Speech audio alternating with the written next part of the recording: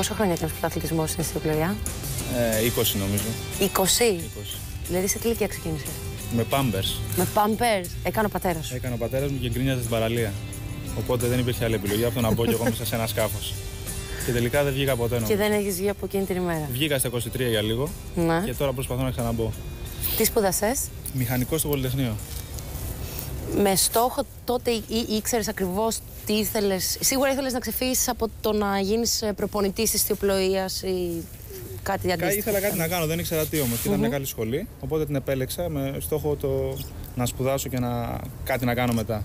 Τελειώνοντας στο Πολυτεχνείο, βρέθηκα στα εργοτάξια και σε κατασκευαστικές εταιρείες, σε κάτι που δεν είχα καμία σχέση νομίζω, αλλά μου παρήχε τη δυνατότητα να βγάζω καλά λεφτά, χωρίς βέβαια να ξέρω και πάλι τι θέλω να κάνω μετά.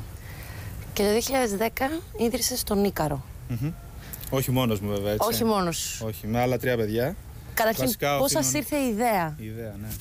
Η ιδέα ξεκινάει από πολύ παλιά, τότε που δεν είχαμε χορηγούς στην ιστιοπλοεία. Ψάχναμε να δούμε γιατί δεν βρίσκουμε χορηγούς. Οπότε καταλάβαμε ότι μάλλον δεν υπάρχει τηλεόραση και το πήραμε ανάποδα. Και είπαμε για να καταφέρουμε να βγάλουμε λεφτά από την ιστιοπλοεία και να την κάνουμε επαγγελματική, να βρούμε χορηγούς. Οπότε είπαμε να βρούμε τη λύση στο γόρδιο δεσμό του γιατί δεν μπαίνουν οι κάμερα μέσα στη θάλασσα. Έτσι ξεκινήσαμε τον Αντώνη τον Κόνδη, ο οποίος είναι και ο ηθήνων νους, να ψάχνουμε να δούμε τεχνολογικά πώς μπορούμε να βρούμε λύσεις για να καλύψουμε τηλεοπτικά την ιστιοπλοεία. Μιλάμε τώρα όχι μόνο για ελληνικά δεδομένα. Μιλάμε μόνο για μη ελληνικά δεδομένα. Ακριβώς. Είμαστε Έλληνες, αλλά δεν κάνουμε τίποτα εδώ πέρα. Okay. Μας πήρε 5-6 χρόνια νομίζω και αρκετά λεφτά. Για να βρείτε, να κάνετε να βρείτε το know-how, δηλαδή πώς μπορεί να στείνετε μία κάμερα σε ιστιοπλοϊκούς μέσα σε ένα... Φτιάξαμε δικές μας τεχνολογίες βασικά, γιατί δεν γινότανε με... Μέχρι εκείνη την ημέρα δεν υπήρχε δηλαδή κάτι αντίστοιχο? Υπάρχει κάτι αντίστοιχο, αλλά πολύ πιο ακριβό και η ιστιοπλοεία επειδή δεν έχει χορηγούς, δεν μπορούσε να πληρώσει την τηλεοπτική κάλυψη να ήταν τόσο ακριβή. Οπότε εμείς βρήκαμε έναν τρόπο να το πάρουμε ανάποδα, αυτόν τον κύκλο να τον πιάσουμε ανάποδα. Φτιάξαμε δικές τεχνολογίες, μας πήρε κάποια χρόνια. Και όταν ήμασταν έτοιμοι, ιδρύσαμε τον Ίκαρο το 2010, αφήσαμε τις δουλειές μας και ξεκινήσαμε να το κάνουμε αυτό. Πού βρήκατε το αρχικό κεφάλαιο για να φτιάξετε, να πειραματιστείτε μάλλον με αυτές τις τεχνολογίες? Γιατί κανείς δεν σας έλεγε σίγουρα ότι θα πετύχουν κιόλας, έτσι.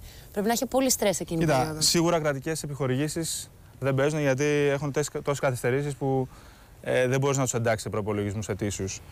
Οι τράπεζες δανείζουν μόνο αυτούς που δεν τα χρειάζονται, οπότε κάθε νέα επιχείρηση δεν μπορεί να δανειστεί.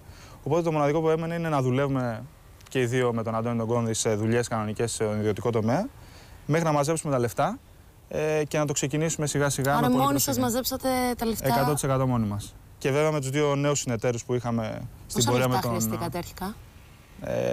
Γύρω στα 100.000 ευρώ. 100.000 ευρώ? 100.000 ευρώ χωρίς να κοστολογούμε την προσωπική εργασία. Σε αυτό βέβαια συντέλεσαν και δύο νέοι συνέτεροι που μπήκανε, ο Πόλος, ο Μάριος και ο Μαρινόπουλος ο Παναγιώτης, που αν δεν ήταν δηλαδή αυτή η ομάδα των 4 και μετά ο Μιχάλης ο Παδενιώτης, νομίζω δεν θα είχε γίνει τίποτα. Πιστεύω καθαρά ότι δεν είναι ιδέα, είναι η ομάδα. Είναι μια ομάδα 5 ατόμων που χωρίς έναν από τους 5 δεν θα ήμασταν εδώ που είμαστε σίγουρα.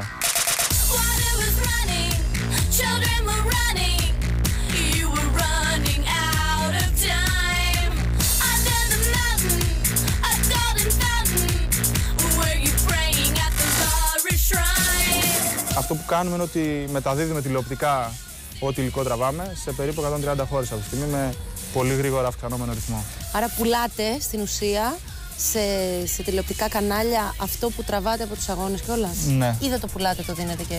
Αυτό εξαρτάται από το κανάλι. Υπάρχουν κανάλια που αγοράζουν, υπάρχουν κανάλια που δεν αγοράζουν.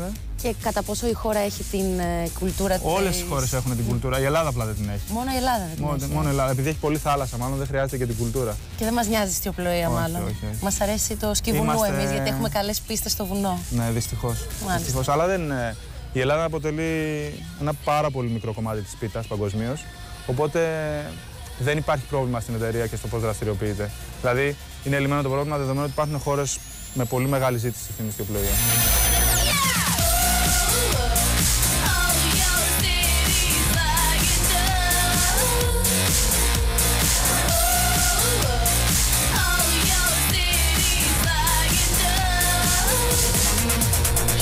Θέλω να πεις πόσο εύκολο ήταν να ανοίξετε αυτή την αγορά. Δηλαδή, να πάτε σε κάποιες ξένες χώρες που δεν σας ήξερε κανείς, να πείτε ότι είστε και από την Ελλάδα, που δεν είναι μια χώρα που έχει και μια πολύ μεγάλη παράδοση παγκοσμίως στην ιστιοπλοεία. Το επιχειρήν βασικά. Και στο Τυχηρή. Στο Τυχηρή έχει πρόβλημα, όχι στην Ιστιοπλοεία. Στην Ιστιοπλοεία είμαστε καλοί. Καθόλου προφανώς, έτσι. Αλλά κυρίως λόγω του ότι ήμασταν μια ελληνική εταιρεία που έπρεπε να πάει στην Αγγλία, στη Νέα Ζηλανδία, σε γωνιές του κόσμου που ίσως δεν ξέραν καν ότι υπάρχει Ελλάδα. Και επίσης, δεδομένου ότι ήμασταν μια νέα εταιρεία στο χώρο, πιτσιρικάδες τότε.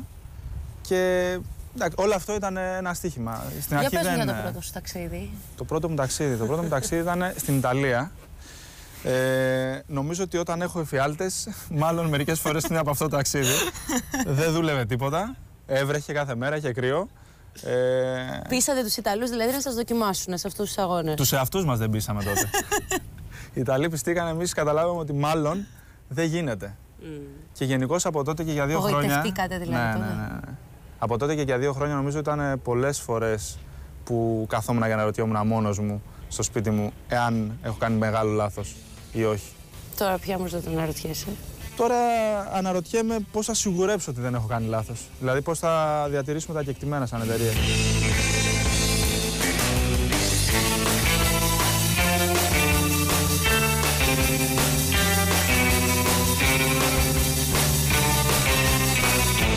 Ένα από τα θετικά αυτής της δουλειάς είναι ότι γυρίζετε όλο τον κόσμο, έτσι, όλοι μαζί σαν ομάδα. Θετικά και αρνητικά, ναι. Αρνητικά γιατί? Εντάξει, όλοι βλέπουν τα ταξίδια ότι είναι πολύ ωραία και γνωρίζεις και άλλα μέρη, αλλά όταν πας για δουλειά. Δουλεύεις μόνο. Δουλεύεις μόνο και κυρίως συνήθως δεν βλέπεις κάτι. Πόσες ώρες μπορεί να δουλεύεις δηλαδή σε ένα ταξίδι την ημέρα? Πάνω από 12. Πάνω από 12 ώρες. Ναι, γιατί έχεις το κομμάτι της θάλασσας και μετά το κομμάτι του μοντάζ και του βίντεο. Και για να κανονίσεις και να στείλεις και τα πλάνα και τα λοιπά. Όλα. Η διανομή του υλικού στα κανάλια. Σ' αρέσει όμως σαν δουλειά? Μ' αρέσει, σίγουρα. Είναι στο κομμάτι μου.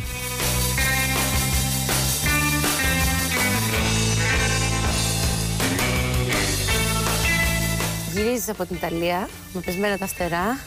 Πώς αναπτερώθηκε το ηθικό? Από μικρός με την ιστιοπλοεία είχα συνηθίσει από τον προπονητή μου τότε να μου λέει ότι αν πηγαίνεις καλά σημαίνει ότι πάνε όλα ανάποδα. Έχω στο μυαλό μου γενικά ότι όταν ζορίζομαι στο σωστό δρόμο. Οπότε κατάλαβα τότε μετά από 2 εβδομάδες, που πραγματικά σκεφτόμουν ότι μάλλον δεν πάει, ότι μάλλον είμαι στο σωστό δρόμο και ότι πρέπει να το συνεχίσω έτσι. Και τι έκανες? Το επόμενο ταξίδι ήταν στην Πολωνία, το οποίο ήταν πολύ μεγάλο project. Εκεί πήγαν λίγο καλύτερα τα πράγματα και κυρίως γιατί η ομάδα πλέον ήταν πιο πολύ ομάδα. Και περάσαμε και ωραία. Και σιγά σιγά βγήκαν νέες δουλειές, άρχισαν να μας μαθαίνουν και ναι, μεν ήταν ζόρικα, αλλά απ' την άλλη έβλεπα ότι πάει να γίνει επιχείρηση.